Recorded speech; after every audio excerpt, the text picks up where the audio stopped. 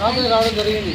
పర్యావరణ పరిరక్షణకు పాటుపడగరండి, ప్లాస్టిక్ వాడకాన్ని నిషేధించలేండి. పర్యావరణ పరిరక్షణకు పాటుపడగరండి, ప్లాస్టిక్ వాడకాన్ని నిషేధించలేండి. పర్యావరణ పరిరక్షణకు పాటుపడగరండి, ప్లాస్టిక్ వాడకాన్ని నిషేధించలేండి.